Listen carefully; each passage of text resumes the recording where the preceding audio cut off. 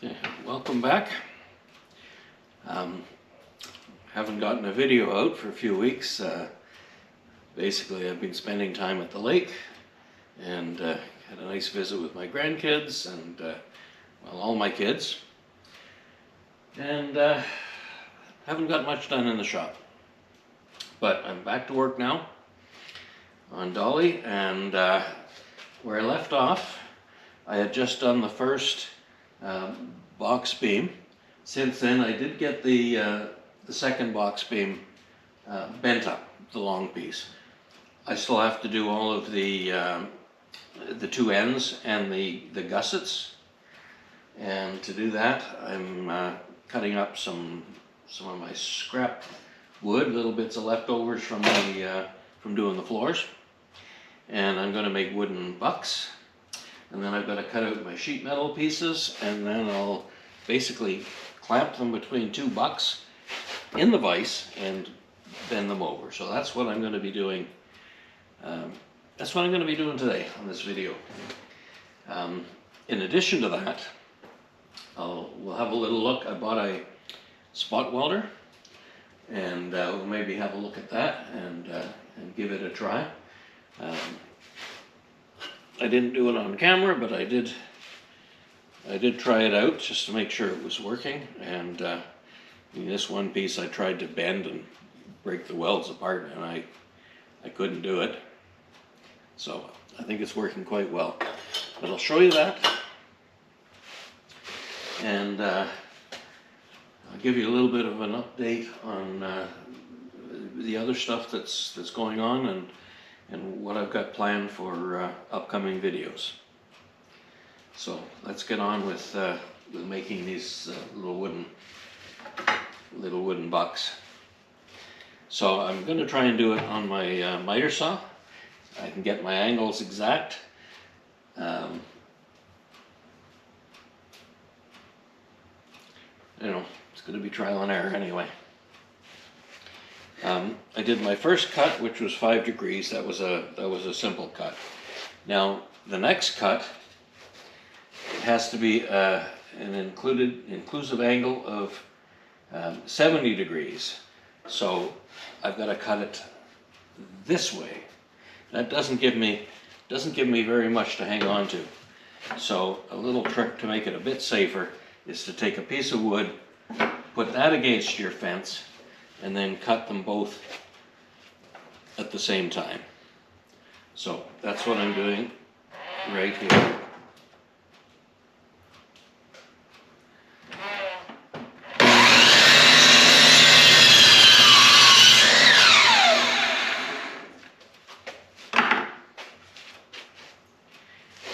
These are not very big pieces. So now, the next cut,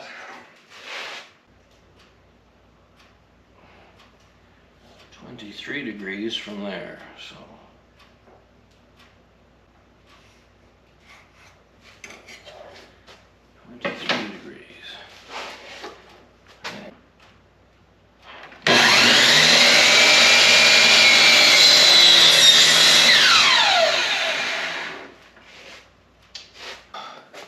What I did here is I took one of my bucks, I laid it down and just traced around it, and then I went and I added 1/2 inch on every side. So you see my bend line is going to be across here where the pencil line is. I don't know if the pencil lines are showing up. I actually stayed a little bit shy of the corner when I clipped it off, because all of these bent corners are rounded. So anyway, so that's what my piece is going to look like flat. So next step is to cut that out, and then again I'm just going to cut it out with the grinder. And then we'll see what I can do about bending it up. I'll actually make 2 of these, because just by reversing the bends, I can have one for the left and one for the right. So I'll cut this out and I'll trace it, make a second one, and then I'll move on to the bending.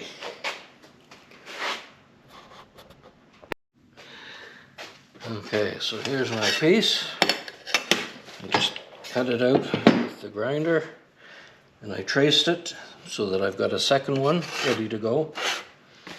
Now,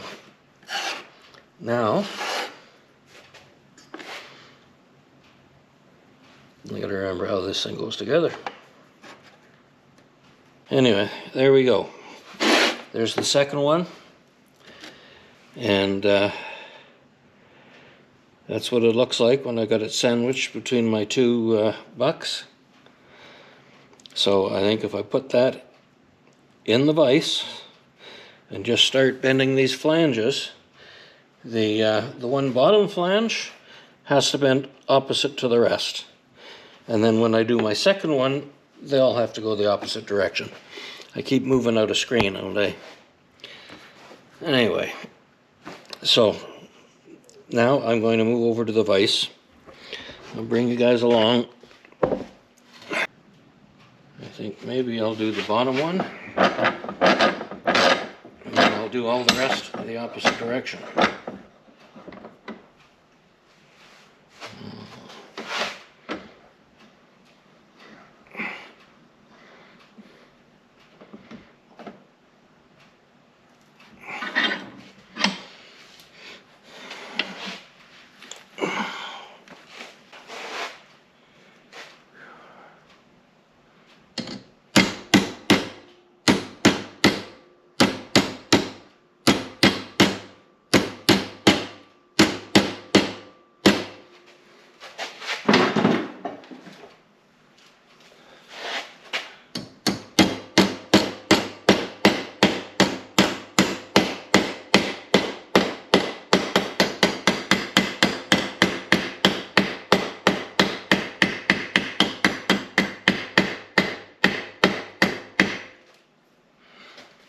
Okay, got my 1/2 inch flange. Now all the rest in the opposite direction. I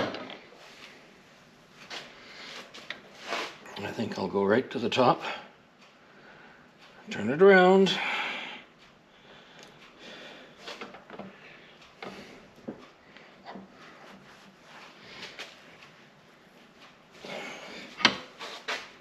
and bend this one.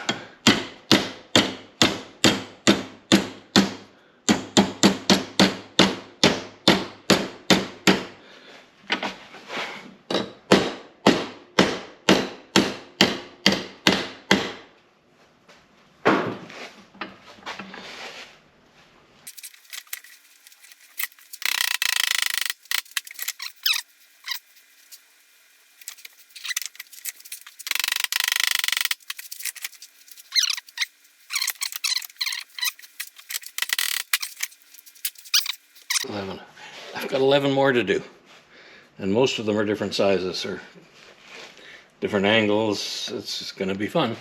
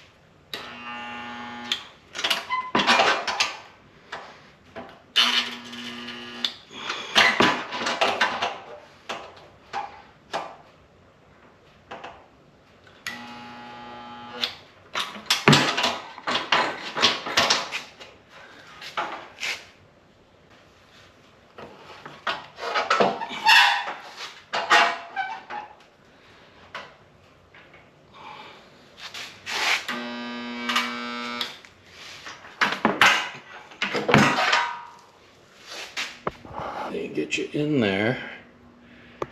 And not bad. I think that one should be hammered down a little bit and done again. But I don't know. It looks pretty decent. What do you think?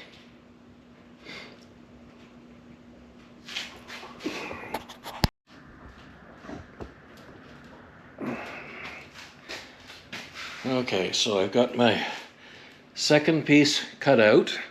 You can see when I get the buck's position just right, I've got a 1/2 inch flange all the way around. I hope I'm in screen. But anyway, got a 1/2 inch flange all around. Now on the last one, this flange bent up relative to the way I'm holding it now. So this time it's got to go down. So I'm going to bend it away from me. So we'll go over to the vise. It has to go away from me.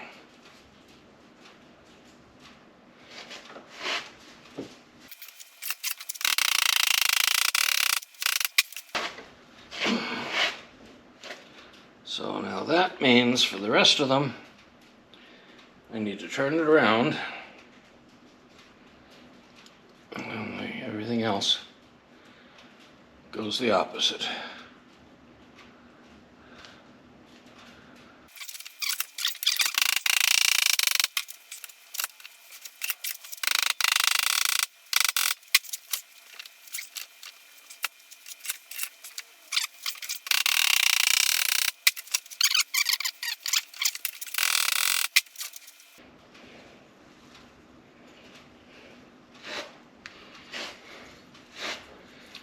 And there it is. And if I did that correctly,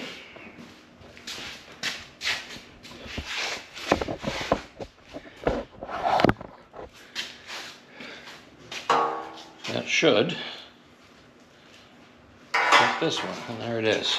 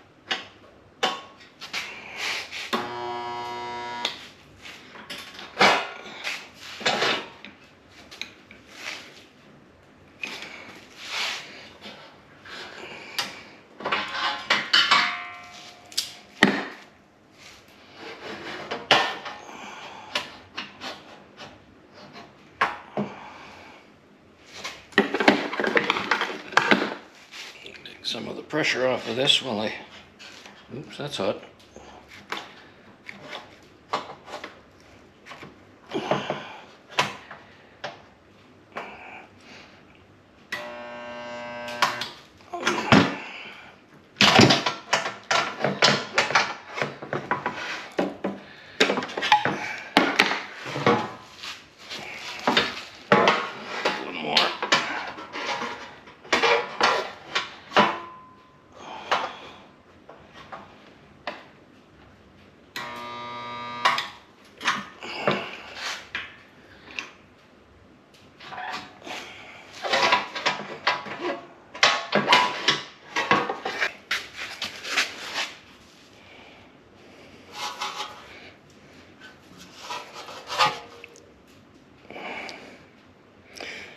think that's looking pretty good.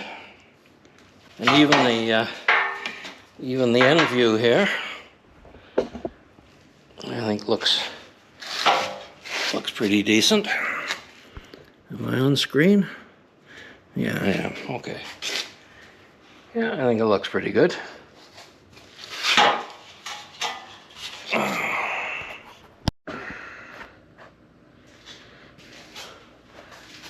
Okay, I have made a decision. My gussets at the B-pillar, they go directly underneath both sides of that. So there's basically going to be a gusset there and a gusset there. I did the calculation, and over 54 inches, it changes by 20 degrees. This one bend angle right here. So that means it changes by 1 degree every 2.7 inches. So the difference between this and making up another one is only a 1 degree change in the angle. So I'm going to make 2 more, or actually 4 more for the other side too, identical to the end cap, and put them there and there, because that 1 degree difference isn't really going to make much, isn't going to change very much. And then the next one, by the time it gets up to here, I'll have to change the angle in here considerably. It's going to be a lot bigger too. Actually, if you come over and oops, I can get it in here. If you can peek inside there, you can see that it doesn't go all the way to the inner sill. There's a gap, and that was original. So the fact that the beam is getting a little bit larger here will just give me a little bit of a gap underneath it, so that's fine. So that'll save a considerable amount of work. And hopefully these little wooden bucks stand up to making 4 more gussets.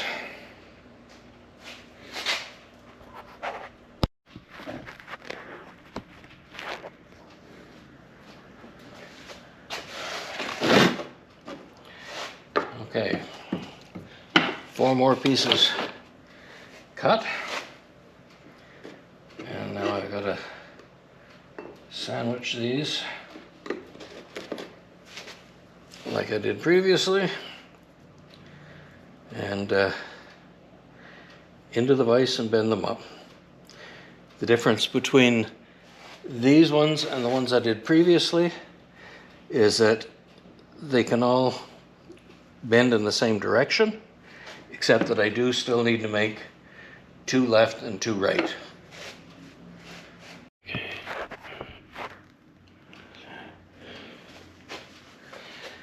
Okay, so that's got all the forming done.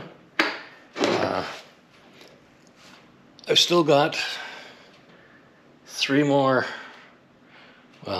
to do. I'm halfway through. I must say I am very impressed with this plywood that I used for the floors. This is that, I can't remember whether it's 7 or 9. 1, 2, 3, 4, 5, 6. I think it's like a 9 ply, 1/2 inch. Like it is, well, I haven't even rounded the corners off, hardly. I can feel a little bit on that where it's rounded just slightly, but hardly at all. That stuff is tough. I think I could keep going and make a dozen more with those bucks. But anyway, that'll do it for the B post, the B pillar behind the door. Now I have to make up some new ones to do the A pillar at the front of the door, and then again another pair to do the the front end cap. They'll gradually get bigger and that angle's going to change. So I'll get on with that.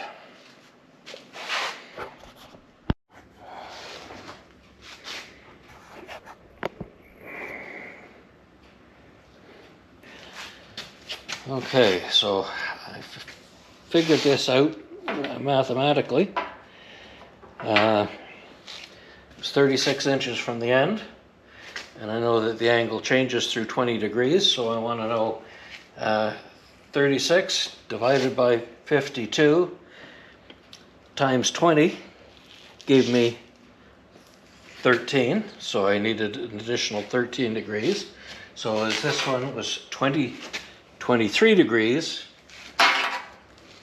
this one had to be 36 degrees. Anyway, there it is. Looks like my angles are good. It won't go all the way in because of the corner, but when I make my metal pieces, I'll be snipping that off, and it'll go all the way in, and that'll give clearance against the inner sill, and that's going to work. And you can see down the other end, I got you focused in here.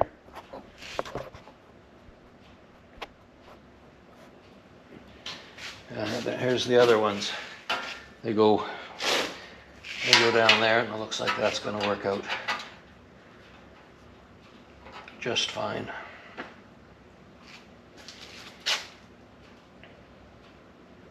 Yeah. So now I have to go and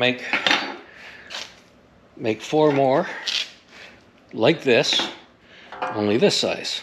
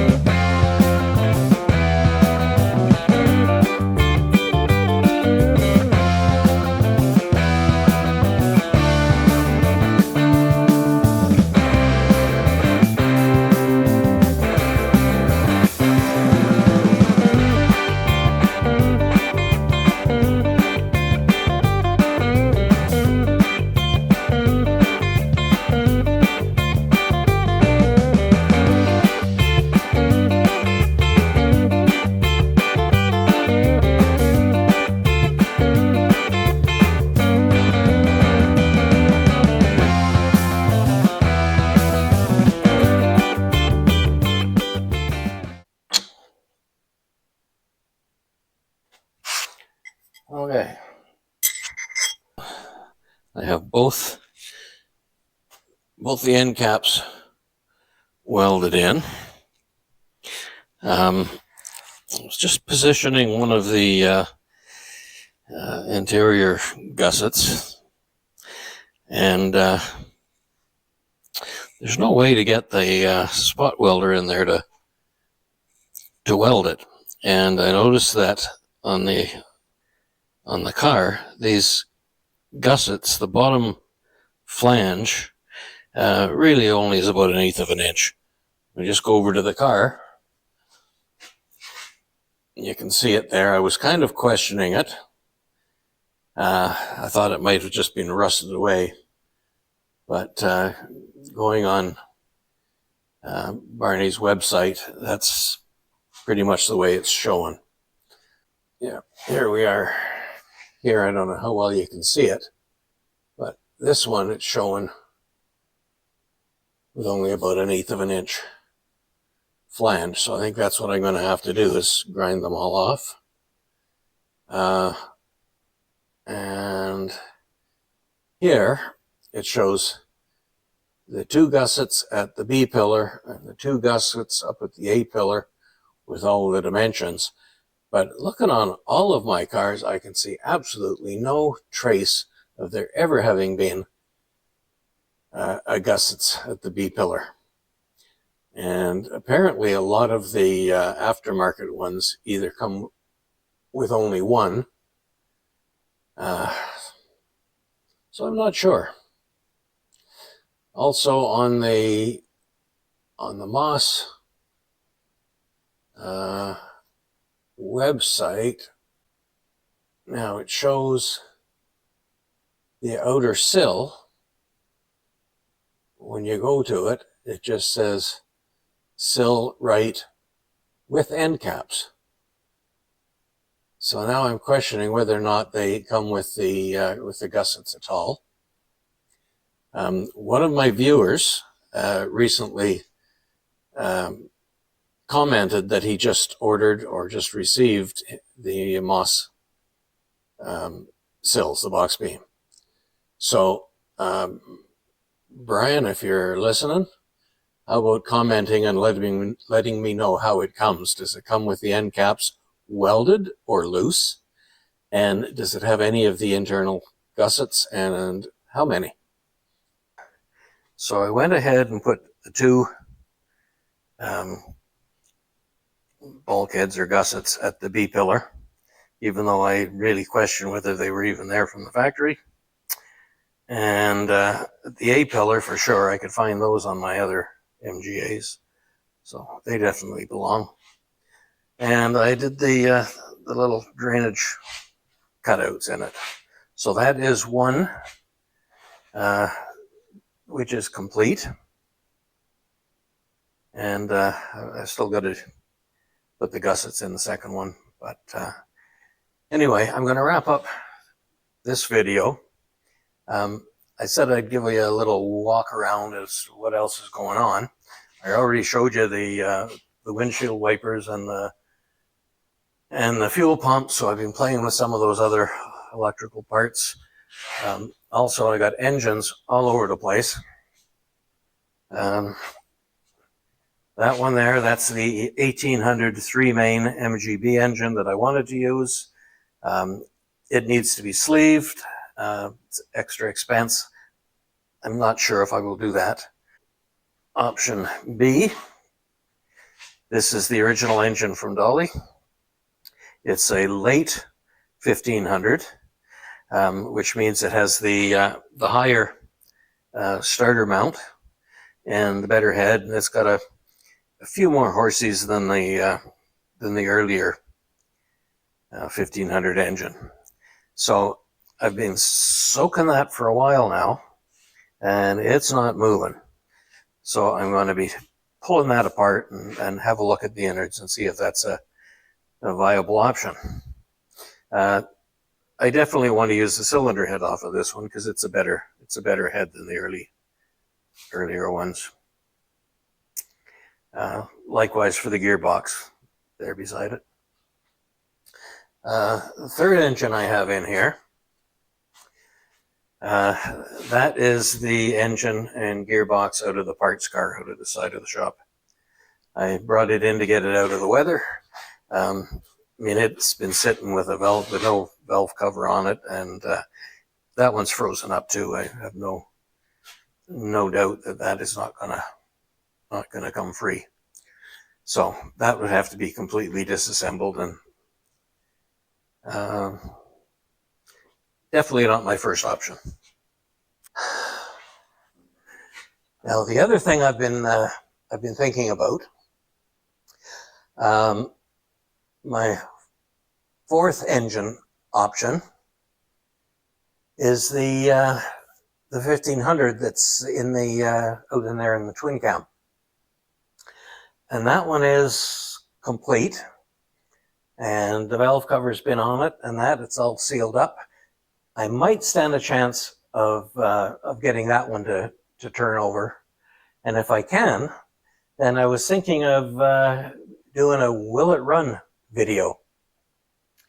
There's lots of those out there, but they seem to be popular, and I think it would be fun just to see if I could get that engine that hasn't run in 50 years I think the last plate on it was 1974, so that's 50 years ago.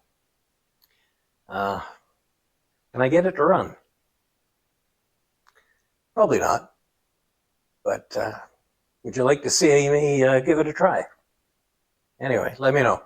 If you enjoyed this video, please like and hit the subscribe. And come on back, and we'll see you on the next one. Thanks for watching.